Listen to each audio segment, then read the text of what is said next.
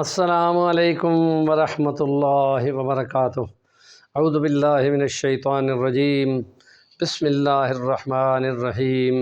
وَأَتِمُّوا الْحَجَّ وَالْعُمْرَةَ لِلَّهِ، وقال اللہ تعالی وَمَنْ فَرَضَ فِيهِنَّ الْحَجَّ فَلَا رَفَثَ وَلَا فُسُوقَ وَلَا جِدَالَ فِي الْحَجِّ۔ صدق اللہ العظیم۔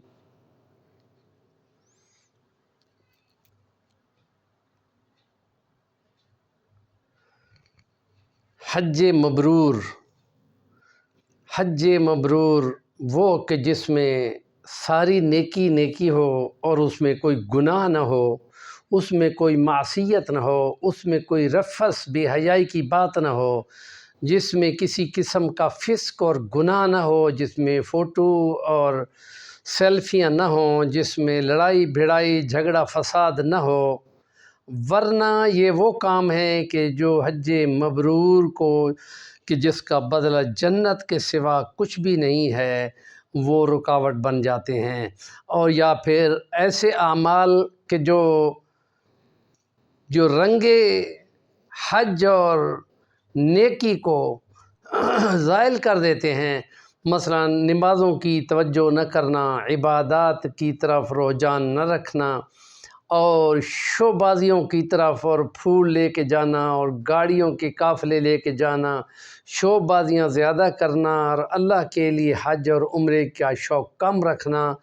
یہ وہ ریاکاری ہے کہ جس کے لیے حدیثوں میں آتا ہے شہید کا شہادت کو بھی رد کر دیا جائے گا کہ تم نے جو شہادت کا ارادہ کیا تھا،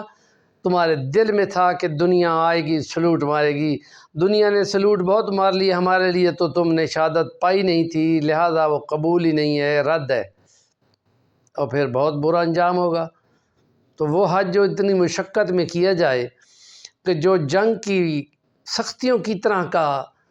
کام ہوتا ہے کہ جس میں بہت گرمی اور پیاس اور بھاگ دوڑ، اور یہ ہوتی ہے کہ بے شمار بندے کمزوری سے یا ان حادثات سے جان سے جاتے ہیں، اور وہ نیکی کی توجہ اور کلائمیکس کو نہ پا سکیں اور گناہ ہی میں رہ جائیں، بہت افسوس کا مقام ہے۔ علماء کو ان کی طرف بہت زیادہ توجہ دلانی چاہیے کہ اللہ کے لیے حج کرنے والے عاجزی انکساری سیکھتے ہیں اور توجہ کرتے ہیں نمازوں کی اور قرآن کی تلاوت کی اور ذکر اذکار کی اور دنیا کی بے رغبتی کی۔ یہ بہت اہم بات ہے، اور یہ الٹ حساب جو شیطان دشمن ہے، ان الشیطان لکم عدو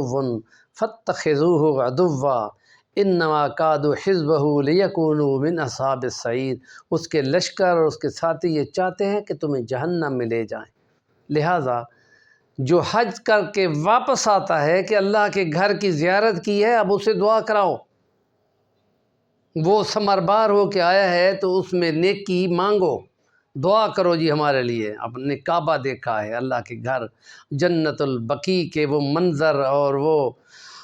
نبی پاک کے روضہ مبارک کے ساتھ کے سبز قالینوں پہ تم نے نفل پڑھے ہیں، عبادات کی ہیں، ہمارے لیے بھی دعا کرو۔ لیکن آج یہ شیطان نے پٹی بڑھائی ہے کہ تم پہلے جا کے مل لو، بعد میں بالکل بے شک نہ جانا، الٹ حساب۔ ان تمام چیزوں کو بدعات و خرافات کہتے ہیں، اور ایسی کو پروموٹ کرنے والے کو جو جھک کے سلام کرتا ہے، نبی پاک نے فرمایا تم اس کو جھکتے ہو تو تم دین کو ڈھا دیتے ہو۔ ہمارے چینل کا نام ہے صفی الوانی، ضرور سبسکرائب کریں، کام کی بات کا کمنٹ دیا کریں۔